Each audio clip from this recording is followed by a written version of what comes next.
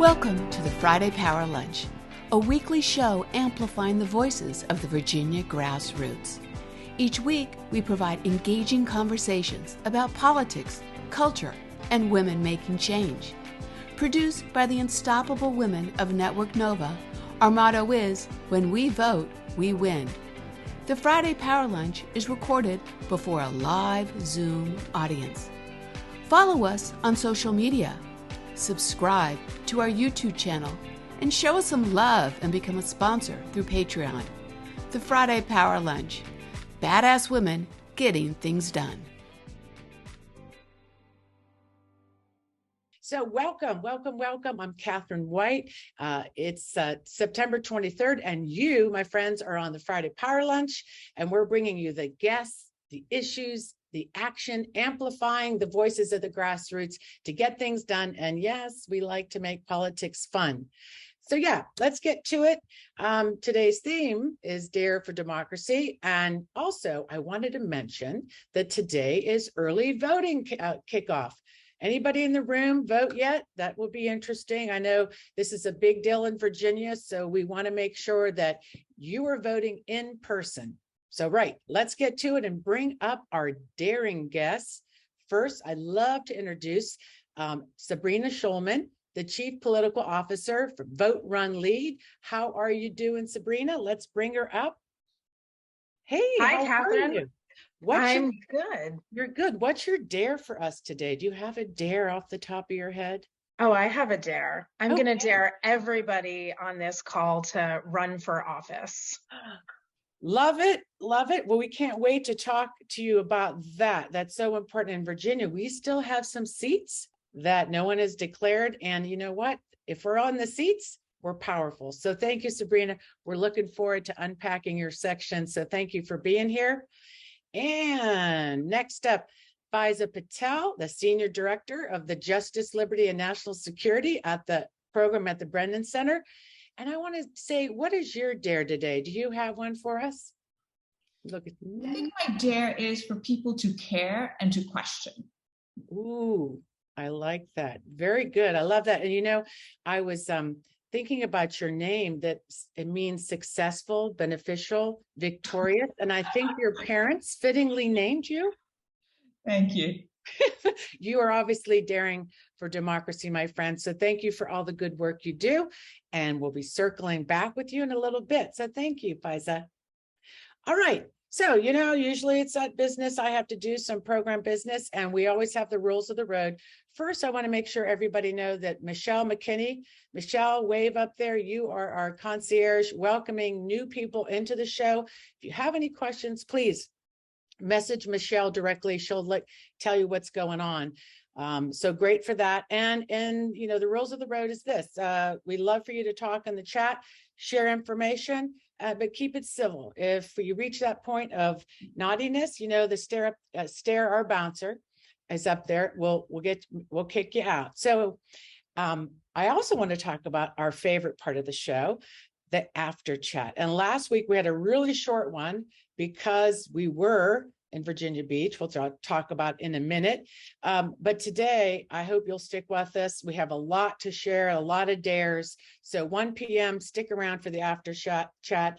And lastly, support our show, become a patron. You know, it helps us keep the lights on and do our work. So if you want to become a patron, we have the link in there, $5-10 a month. You make sure that we are totally funded. We love it.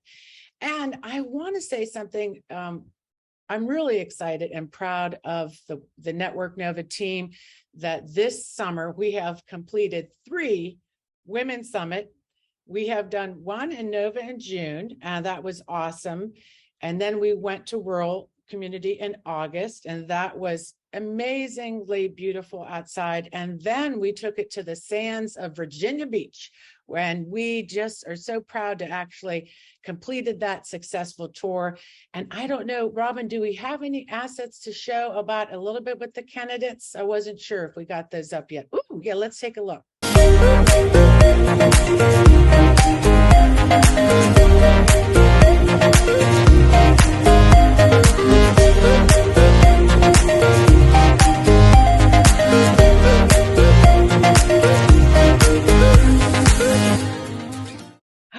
was just our Friday night. Can you imagine what happened Saturday morning at the Museum of Contemporary Art? Well, we have an article we're going to put in the chat about, we were written up in the Virginia, I think it's the Black Virginian, and it was how we highlighted all the wonderful leaders and senators.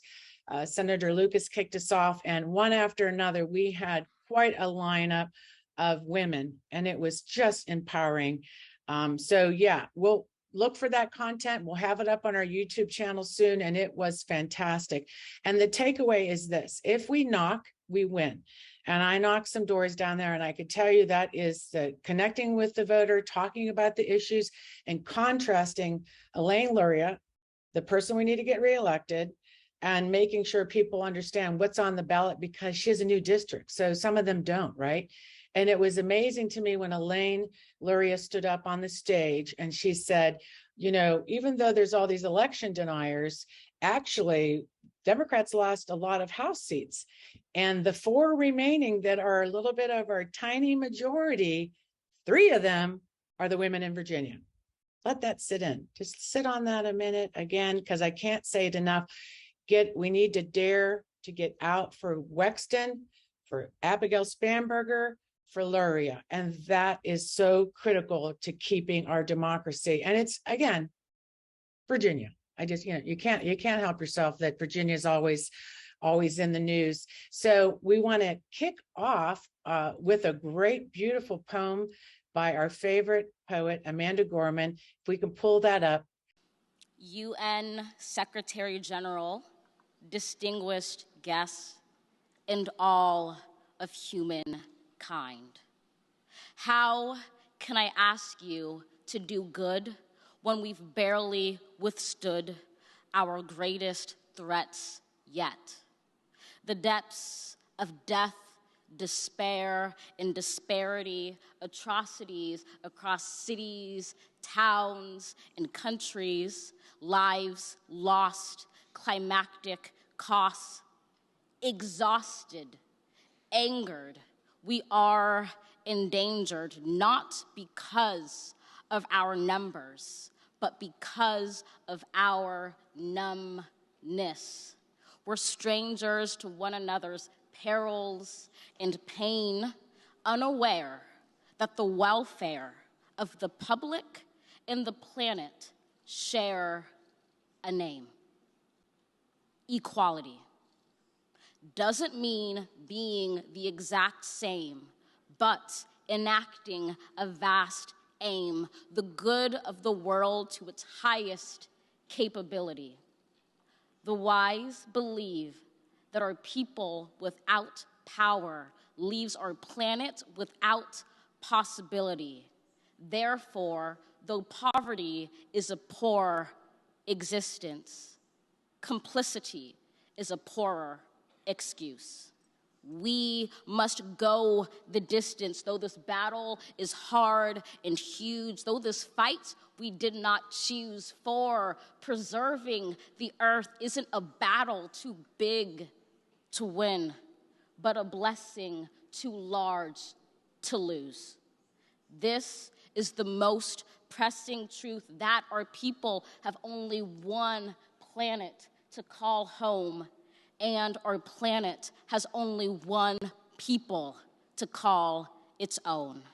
We can either divide and be conquered by the few, or we can decide to conquer the future and say that today a new dawn rewrote. Say that as long as we have humanity, we will forever have hope. Together, we won't just be the generation that tries, but the generation that triumphs. Let us see a legacy where tomorrow is not driven by the human condition, but by our human conviction. And while hope alone can't save us now, with it, we can brave the now, because our hardest change hinges on our darkest challenges. Thus, may our crisis be our cry, our crossroad, the oldest ode we owe each other. We chime it for the climate, for our communities. We shall respect and protect every part of this planet, hand it to every heart on this earth until no one's worth is rendered by the race, gender, class, or identity they were born. This morn, let it be sworn that we are one human kin, grounded not just by the griefs we bear, but by the good we begin. To anyone out there, I only ask that you care before it's too late, that you live aware and awake, that you lead with love in hours of hate. I challenge you to heed this call. I dare you to shape our fate. Above all, I dare you to do good so that the world might be great. Thank you.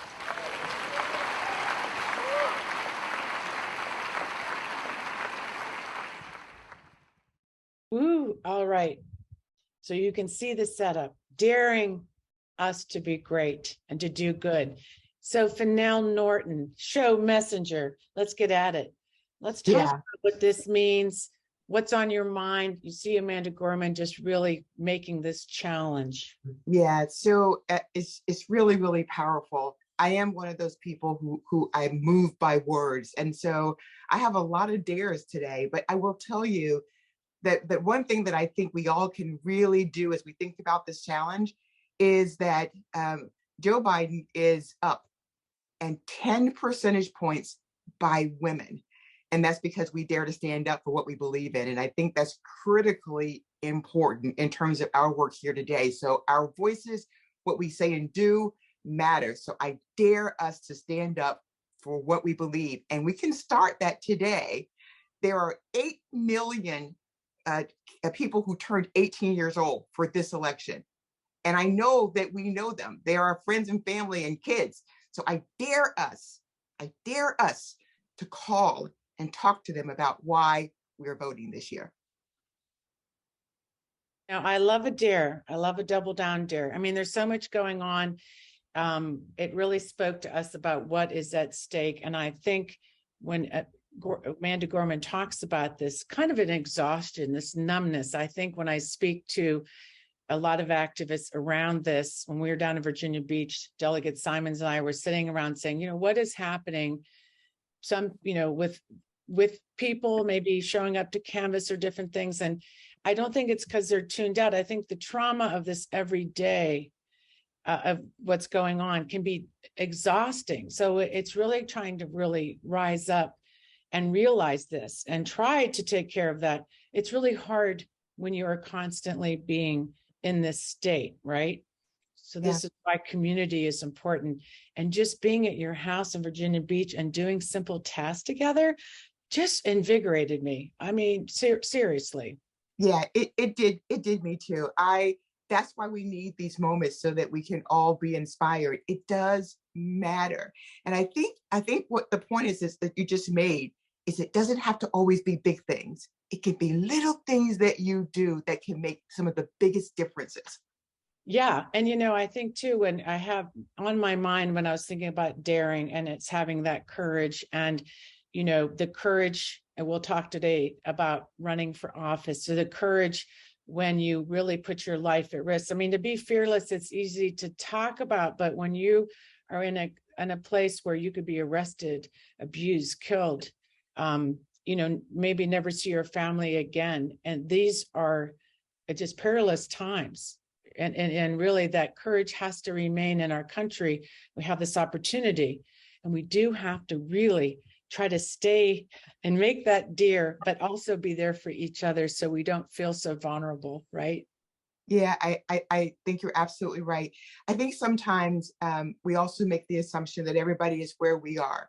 And so we have to figure out how to bring the messages, how to bring the information to those around us. We are so deep in this sometimes that it becomes overwhelming. And we just go, why can't they see what I see? Why don't they see what I know? What is happening here? And that's because people are living their lives, and some of their lives are really difficult. And so one of the things that I continually push on all of us and myself to do is not to make assumptions about who people are and what they're doing and what they're thinking. If there is something important that you want to get out, then I dare us to talk about it. So Robbin's made one of my dares come true, which is to bring the January 6th hearings to people where they are. Everybody isn't watching or paying attention. Everybody's doing what they do. And so Robbin helped me construct 3 of the most powerful moments that I felt in the January 6th hearings. And I'm going to stand outside the Walmart and Food Lion and the Wegmans and everywhere I go and stop people and say, I know how busy you are, but I wanted to bring the January 6th hearings to you so that you can see why I'm so passionate about it. And these are really quick QRCs. You just spread your phone across it, and it brings up a really powerful moment of the January 6th hearings. And you know what? It might work, it might not, but guess what? I'm daring myself to do something different and to get out there. So I love it. And can this be something anybody could print out? Like, yes. I know Robbin is genius, her and Lindley. So yes, this is genius. Just print it out and use it. She knows I like quick gratification. So just print it out, and anybody can have it and use it and share with your friends and family. Bring the January 6th hearings to them, because data tells us that it matters when people know about it. Well, I'm interested in, and in the room, there's a lot of people here that's on campaigns. This is a great idea to do your own, to do yourself on anything you care about. So when I was knocking doors for Elaine, I can't say again enough, if, you know, just going out there at least one time to knock, you learn so much when you talk to people. And interesting what people say to me when I say, what's on your mind, or what's the issue that matters the most to you? This lady was like, school, education. She goes, my kids hate it and they don't want to go. And then the lunch sucks. And I thought, you know what? She's telling me, like you said, what the most immediate thing to her as a mom, and trying to get her kids off to school, and they're teens and they hate it, right? But these are the kind of things you can hand people if it's on a subject matter you really want to contrast the candidate about, because you want to say, I gently was trying to bring her eventually to look at Elaine, because I thought I could persuade her to look at the top of the ballot, even though the school situation may be something that she really has to research and really speak to them about. Hey, this is what my kid cares about. But I'm saying, I'm gently making her look at the top of this federal Congress and saying, this person here, this is how they represent you now. This is what they're doing. And this is what they'll do because about the women's issues going on, and try to bring that in the conversation.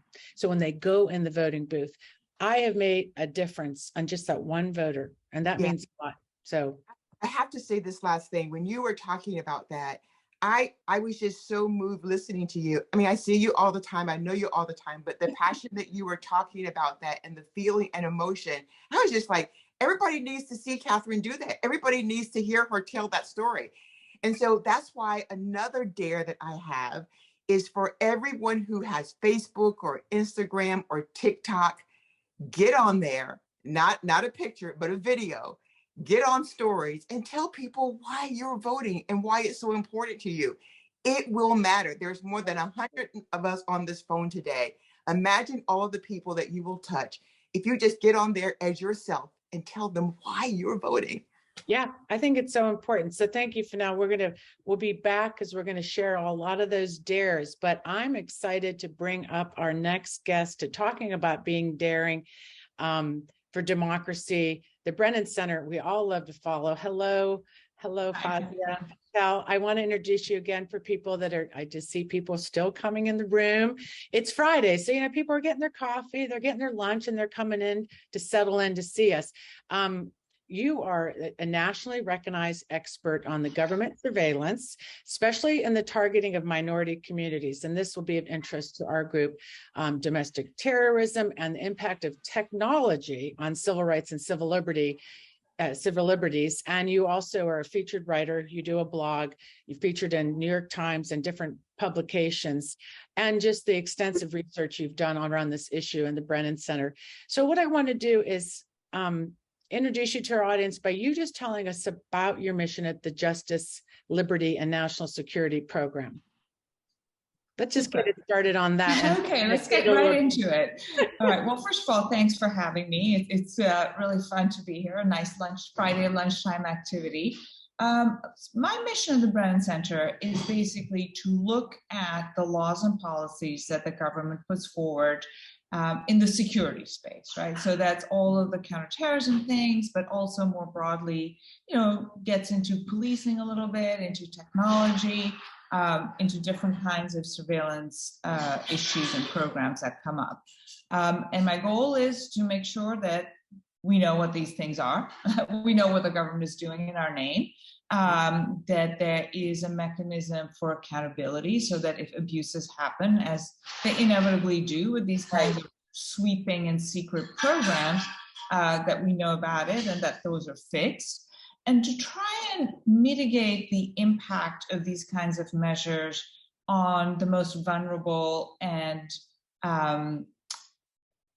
marginalized targets in a way, right? Because traditionally government power is used against people who have less power, and that tends to be Black and brown people. And now, and I'm hoping to talk a little bit about women today.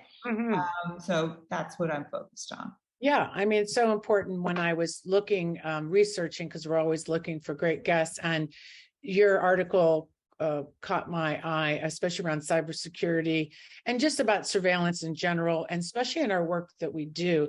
I'm going to doors, talking to people, and they're influenced by social media. They're influenced by, this kind of circulation of, there's one angle of it, what people are seeing on social media, and then how that media and our data is being used. And so speak to that in the sense of when we're looking at your concerns of, and you did that statement with a bunch of other coalition groups about the monitoring of social media by law enforcement.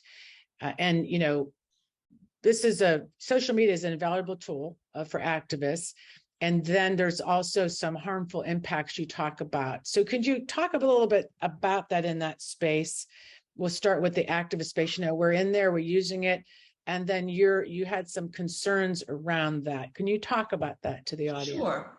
So I think, social media is very much a double-edged sword, right? It allows us to communicate with each other. It allows people to organize. It allows people to stay in touch with their friends and family in faraway places. But, like all means of communication, which is essentially what it is, it also allows for some negative consequences. And people talk a lot about, the way misinformation spreads on social media and the negative impact that has on our democracy, and really on not just our democracy, but our society, to be honest. Right. But the other sort of edge of social media is that it's basically a honeypot because it has all this information about all of us. People are talking, they're sort of interacting, they're not guarded in how they speak. And so it's almost irresistible for law enforcement to dip into social media. So one would hope that that would be constrained, right? That they would go and start looking at social media when they suspected that there was some kind of criminal act that was about to happen, or there was something nefarious going on. But instead, what we see is broad sweeping programs that are basically scooping up everything that people say online, putting them into databases. We have very strong analytical tools that can, do what we call federated searches across lots of different databases. And then what we've seen over and over again is that these kind of social media sweeps are used to target people who are protesting. So pretty much, I think it's sort of like an SOP, anytime there's like a large scale protest activity, we get reports in the public about how it's been used to monitor protesters. So we saw this with the family separation policy. We saw, ICE, for example, as well as the Customs and Border Patrol, scooping up information, activists working at the border, people protesting here in New York, very far away from the border, and also just not just keeping track of these people, but actually sort of imposing consequences of them. So with respect to the folks on the border, they would pull them aside and then they would question them about their political views, et cetera. the other context that we've seen it in a lot is the racial justice movement. We certainly saw that in 2020 as, we saw protests across the country. There was extensive monitoring, including on social media, but also in lots of other different kinds of ways. The government has a lot of tools. It has a lot of toys. Right. And then I think the environmental movement is another big movement. Since I'd say like the mid-2000s, the FBI has considered environmental activism to be quite threatening. It's kind of like on the level of a terrorism threat. And so certainly in terms of like the Dakota Access Pipeline, as well as other construction projects, when people are there and they're protesting, they tend to be targeted for these things. Yeah, and it said in an impact statement pointed out, the chilling effects on the First Amendment, people's rights, the heightened the heightened risks arising from undercover activity online, and the elevated stakes of using social media for criminal justice purposes. So, and that means maybe people getting arrested or swept up. And then you look at it, I was going to see your point of view from this January 6th event where they used that GPS and Google. Is that also the kind of thing the government could do to sort of surveil and then follow these? They were able to use these people's phones to follow them to their home. And you remember that? I mean, it was sure. Interested. Then I thought to myself, well, when we're like, well, this may be good because we really need to find these people. And then you're like, holy crap, wait a minute. How about me when I'm down there for the ERA? Am I exactly? So what kind of data and in the sense of like, what can we do to protect ourselves? Let's just say if we are going down to a protest, I'm just in general, now I'm just off the cuff, like, so what happens? Well, I mean, if you take your phone, there's nothing you can do. And that's the reality of it. So location information is one of the most, one of the key things that law enforcement looks for. And unfortunately, it's not very well protected. And let me tell you why. So the Supreme Court has actually issued 2 big cases on location information, all of which recognize sort of the risk that location information poses. There's in Jones, which is the first sort of big case in this area in 2009, Justice Sotomayor is talking about GPS data, right? This was about a GPS tracker that was attached to somebody's car. And she says, this kind of data, it tells you the private nature of trips that people take, trips to the psychiatrist, the plastic surgeon, the abortion clinic, very prescient, the AIDS treatment center, the strip club, the criminal defense attorney, the by-the-hour motel, the union meeting, the mosque, the synagogue, the church, the gay bar, etc. So I think it's really important for all of us to understand how powerful location data can be. We're all kind of used to this idea of like, oh, the government should have to get a warrant to tap my calls. Yes, they should, and they do. But our public information also reveals a lot about us, particularly because there are lots of different data points that can be put together. So I think when we think about January 6th, it really kind of forces us to be principled in how we think about these issues, because the thing that's used against people who we, are concerned about or scared of today can very easily be turned against us tomorrow. Yeah, so this accountability and transparency is really important. So before we get to I know we want to talk about especially the impact on women and reproductive health and the monitoring of that, but since we're in the January 6th spectrum and the FBI were in front of Congress, testifying about the usage, and you had a good point, the Brennan Center made a statement about that really they have all the tools they need. They don't need to expand. So when you're setting the accountability of the government, what's your thoughts on that? What we see like after 9/11, there was a lot that hasn't been reconciled when they expanded these rights. So what's your point of view on that now with that accountability, where the government can sort of move in that space and sort of not be truthful, like we need more, but you're saying they don't. They don't need more. They've got plenty. But let me sort of step back a sec. I think one of the things you'll see throughout our history and probably other nations' histories as well is that when something terrible happens, right, whether it's 9/11 or previously a big war, there's an accumulation of government power, right? Right. So everybody understands something awful has happened. The government needs to respond. It needs to do so quickly. We can't expect it to kind of follow the normal rules of the game. And that happened, up in the world wars. And then we saw, we've had Japanese internment. Right. And that happened after 9/11. The difference is, like, after 9/11, it never got rolled back, right? There's no end to it. So we have these huge surveillance infrastructures that have been built in the post 9/11 world. And it's everything from, agencies like the National Security Agency, which is supposedly focused on foreign threats, to federal law enforcement, and that's the FBI, but also the DEA, also, Customs and ICE. All of these people run pretty extensive intelligence programs. I just want to point out that both DHS and the FBI, when it comes to their sort of categories of threats, they place anti-abortion activists who have been responsible for, I believe, 11 fatalities over the last 8 or 9 years in the same bucket as people who are protesting against Dobbs.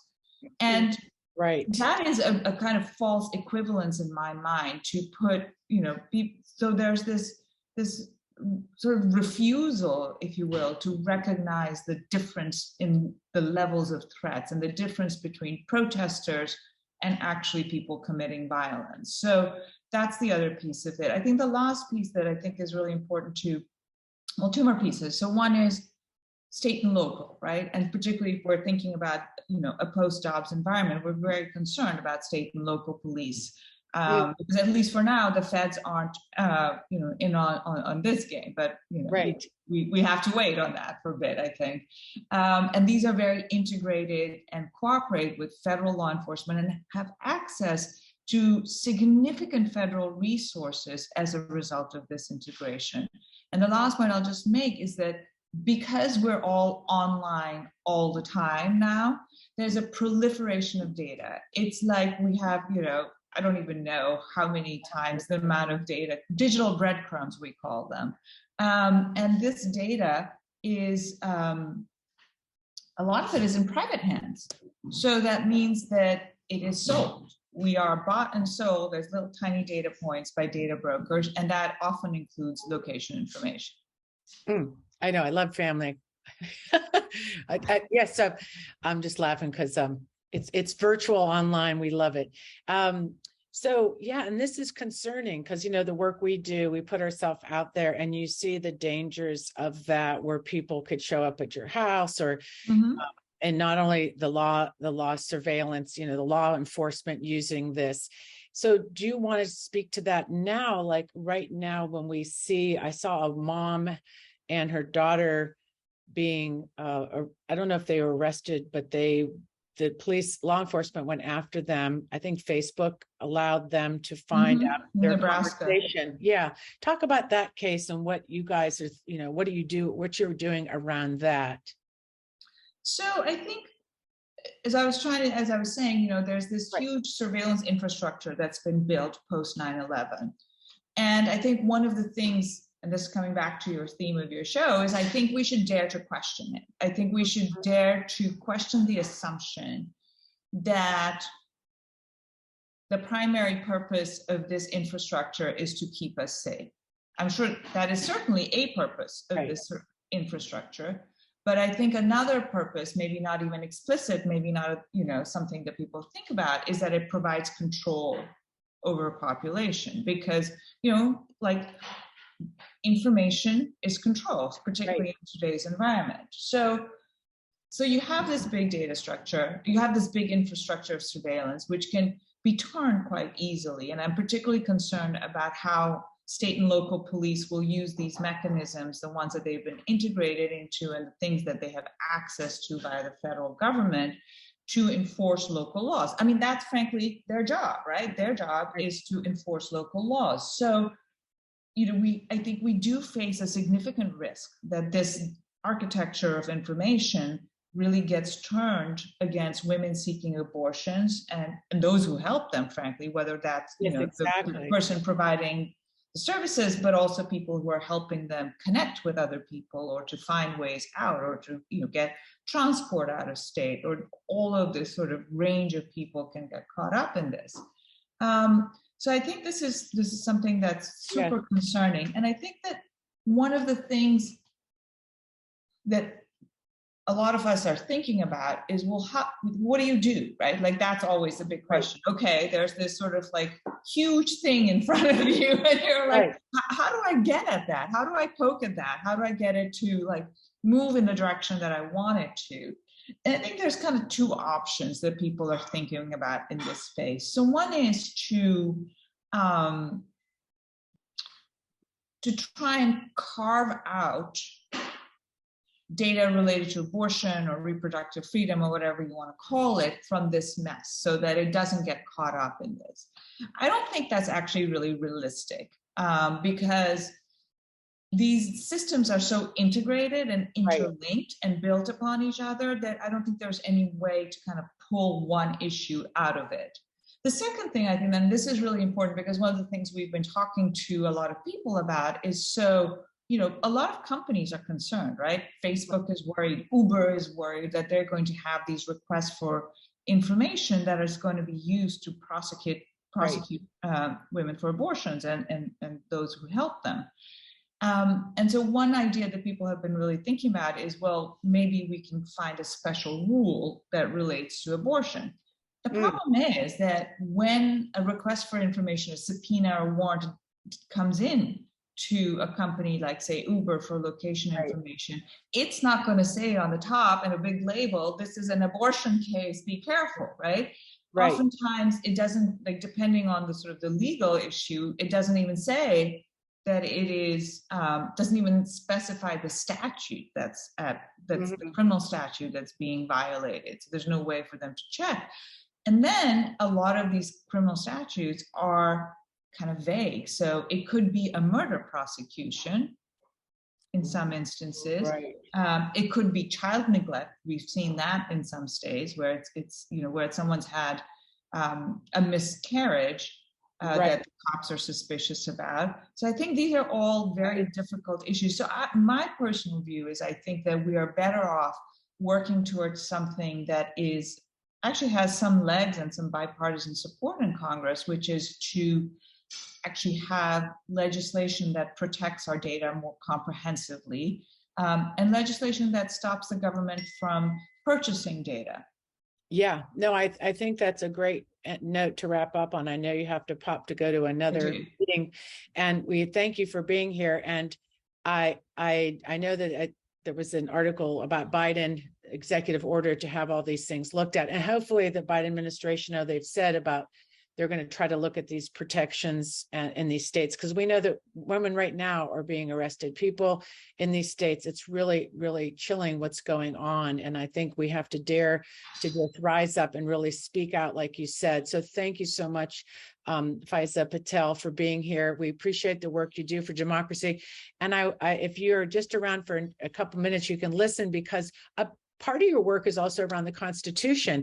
And we are going to talk about that right now, the ERA. And it's great that the Brennan Center is talking about the advance the Constitution. It changes, people.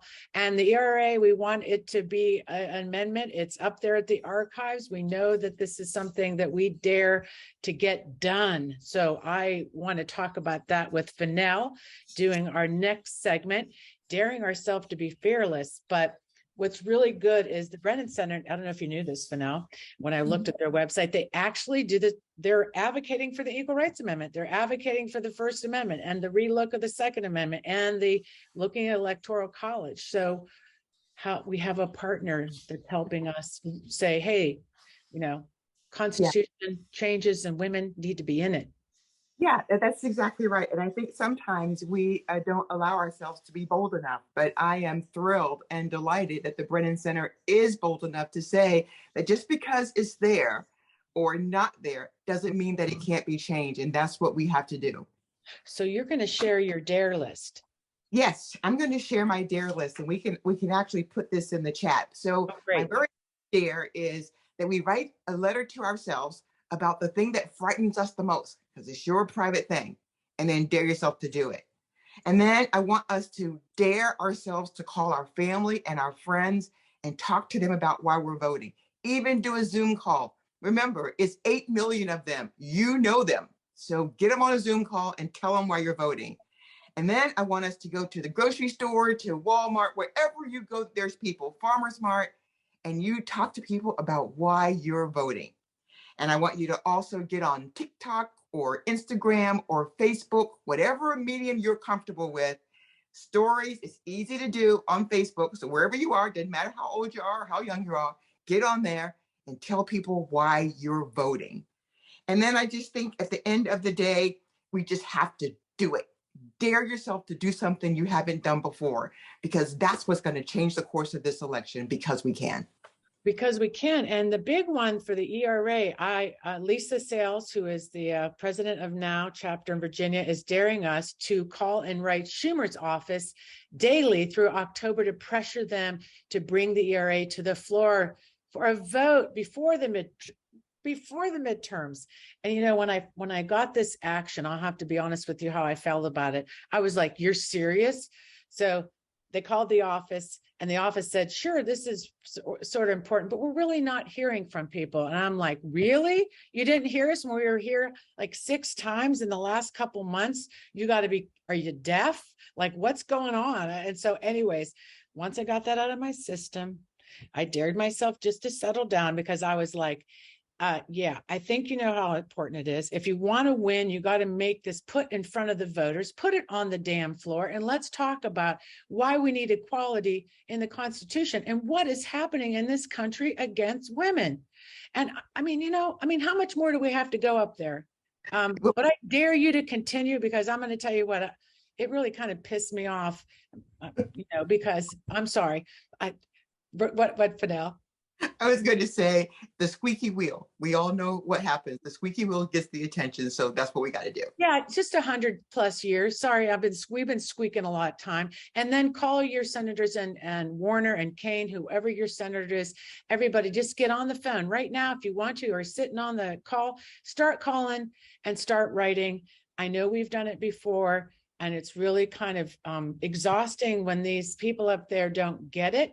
When we stand in our values, we win. When we move our demographic to vote, that's who we want to move to go to the polls and show the contrast of what the hell's on the ballot. So that's I'll be done. I'm wrapping that up, and I'm going to hand it over to. Wait, you still have. What do I have to do? 9/28, the event on 9/28. Oh yeah, 9/28. So that's what I thought I was talking about. So yeah, doing all that action, and then on 9/28 at 9 a.m., we are going to go down and make a big protest about getting this on the floor. And you'll be meeting at 3rd Street and the Avenue. What's the Avenue? I can't see it. Robbin. Constitution Avenue. Thank you. Wouldn't that be funny? Constitution. That's a good place to meet. Constitution and 3rd, 9 a.m., September 28th. Come on out, and then maybe we'll go out for coffee. And you can't forget the 28th Amendment on the 28th. Oh, that's trick. I love that. I love it, love it, love it. All right, everybody in the room, I am going to hand it over to my daring friend Fennell for the next segment. Vote, Run, Lead. I dare all of you again to stay tuned. All right, Fennell. Well, thank you. I am so excited to be talking to Sabrina about this. This is perfect, because she just talked about 100 years. It was almost 100 years before women got the right to vote. That's a really, really long time. And so Vote, Run, Lead. You guys are going to fix some of that in terms of women in office. And so why don't you just talk a little bit about you and what Vote, Run, Lead, what the goal is? Thank you. And thank you for having me. I feel like I should say that this is my first official speaking engagement since joining Vote, Run, Lead. So I couldn't be happier to be joining you all today. I joined the organization as the chief political officer about 2 months ago. I spent the last 20 years or so empowering women and pro-choice candidates to run for office in New York and passing progressive legislation. And so now at VoteRunLead, I am working with the team to do that on a larger scale. And since 2014, VoteRunLead has been the largest and most diverse campaign training and leadership program in the country. As you noticed, from our name, we encourage women to vote, to get involved in the political process, and to lead in whatever sector they're in. But really, our focus is recruiting and training women to run for political office. And, we at VoteRunLead have this big vision that women should be in the majority of every level of government in this country. We're 51% of the population, but somewhere in the very depressing about 30% of all elected offices. And so, it's not just for the sake of representation, it's because we know that when women are at the forefront of government institutions, our experience, our perspectives, our expertise mean that there is just a more representative democracy in everything that our government is doing. It's better for families, for communities, for our country. Women have a deep experience and tend to focus on issues around gender equality, fighting for a better democracy. Our educational system was mentioned earlier, housing, just to name a few. Yes, one of the things I think your website is actually incredible. And one of the things that I did is I looked at Virginia. And so we have like 33% women in the state house. And then it's going to take us 27 years to get to equality. And so you guys have said, okay, this is going to take too long. So you started to focus on some very specific states, which is why you have this fantastic program, Run 51. Can we talk a little bit about that and tell us why it's so important to get this happening now? Yeah, I would love to talk about that. So, we have been training women to run for all seats for the last 7 years. But a couple years ago, we really started to hone in on the fact that so much policy that impacts women and families happens in state legislatures. It's happening at the state level. And I think we all know now, with the fall of Roe v. Wade, we are so keenly aware of the control that state legislatures in particular have over our lives. And so in 2021, we launched Run 51, which is a moonshot goal to have 51% women's representation in every state legislature across the country, a representative democracy for all of us. And so, as you noted, we started with 3 pilot states that were chosen for a couple of reasons, because they are bellwethers in their region.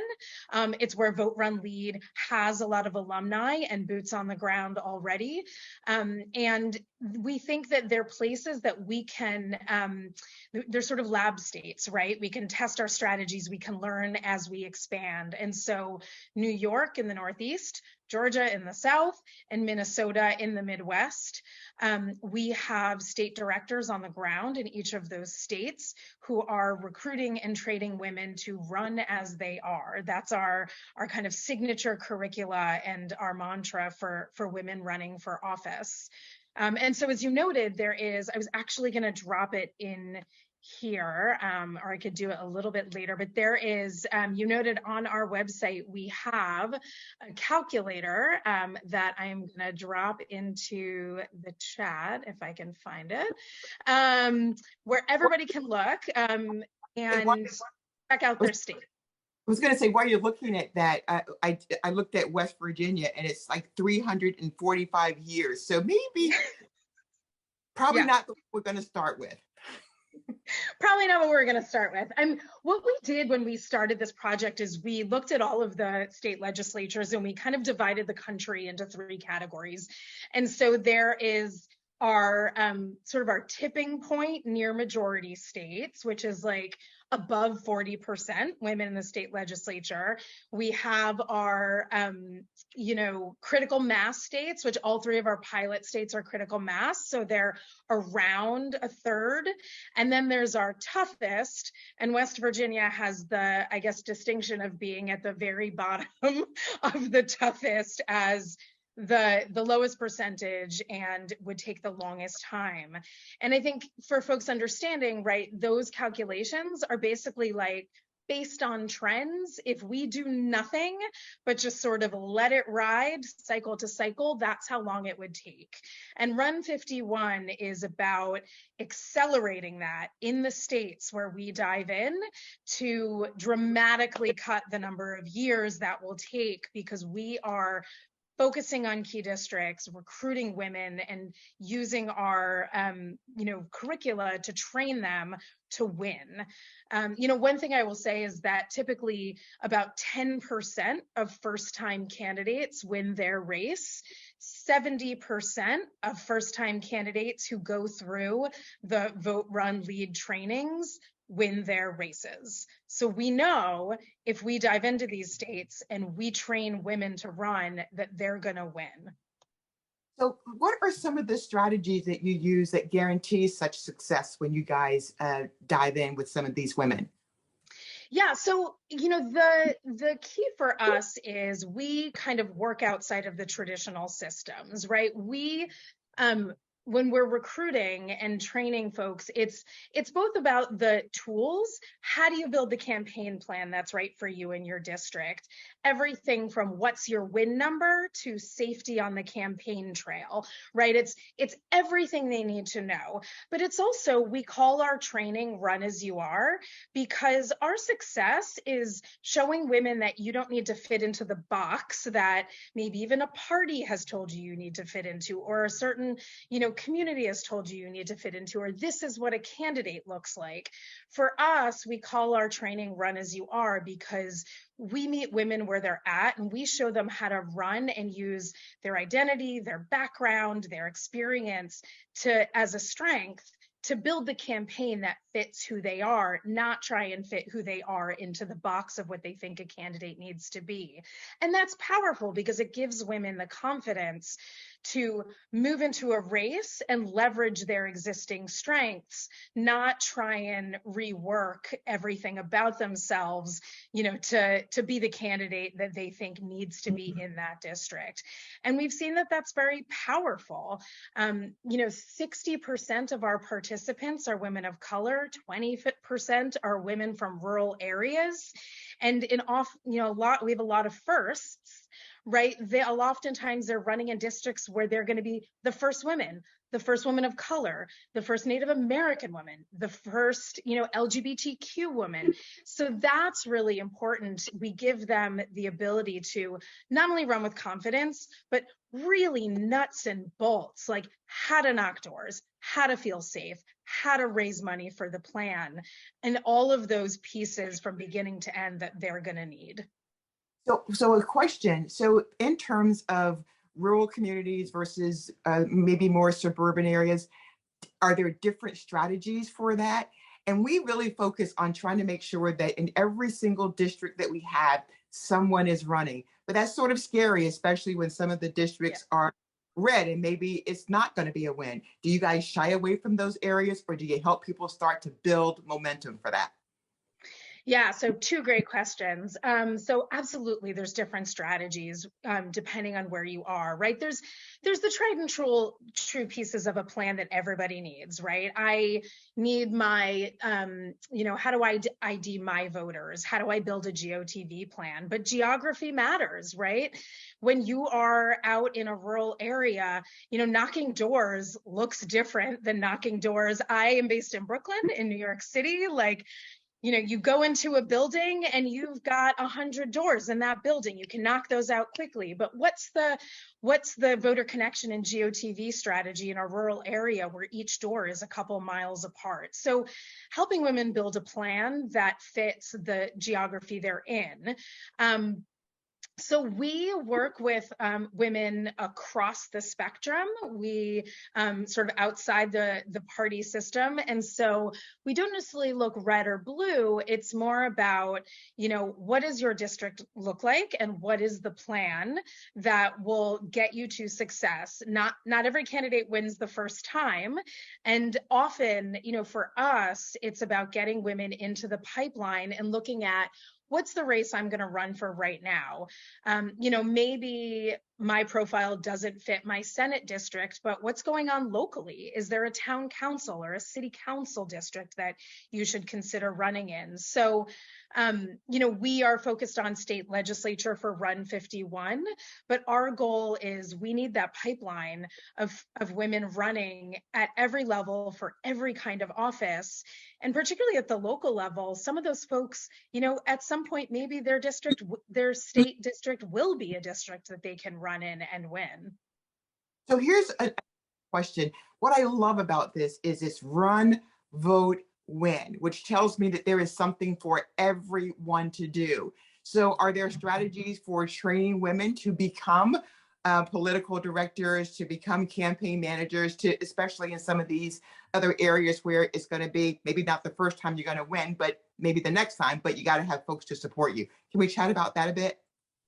We can. I feel like you kind of read my brain. So we just this year piloted a new campaign manager training program.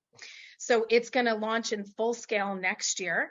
If you join our list, you'll be one of the first to hear about our campaign manager school. It's going to be, I think we're narrowing in on March.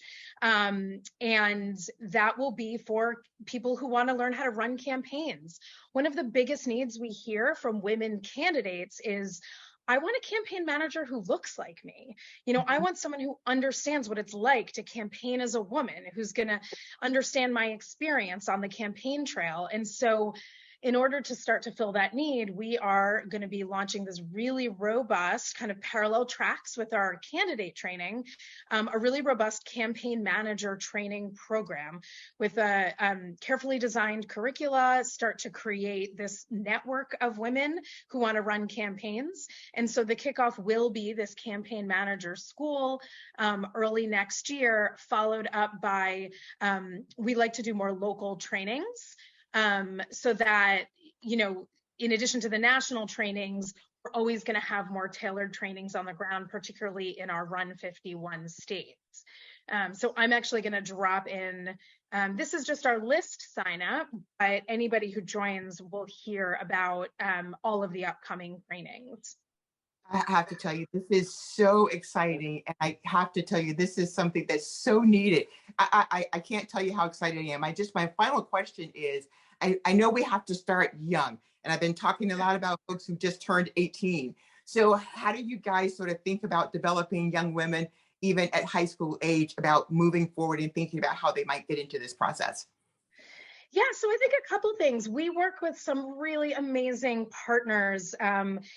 In this space, folks might be familiar with Ignite, who focuses on younger folks, and they tend to focus on the women, the young girls who need encouragement just to think about leading. Like, what does it mean to be a leader? So we partner with them often on the sort of younger programming. But I mean, if you're 18, you should be thinking about running a campaign, right? You should be thinking about running for office. In New York, as I've been working here, it's always been fun. There's always like I'm the youngest I'm the youngest state assembly member, city council member. We've had 18, 19, 20-year-olds run. It's never too early. And because there are so many levels of office, you can think about running a campaign or running for office at, for smaller districts, for, lower levels of government. So, it's really never too early. And obviously voting. I mean, vote, volunteer, get involved, find a woman candidate who you think is really cool and, knock some doors for her, make some phone calls. Yeah, I have to chime in because I think it is really important is to get involved on a campaign, because I think when you run for office, you have to understand. It's like working in a restaurant. I waited tables to understand how the kitchen runs. And then you have a better understanding what you're asking people to do. Fennell was a candidate, so she knows. I wanted to ask, so I know before I let you leave, in Virginia right now, we need some candidates in some of these very critical seats.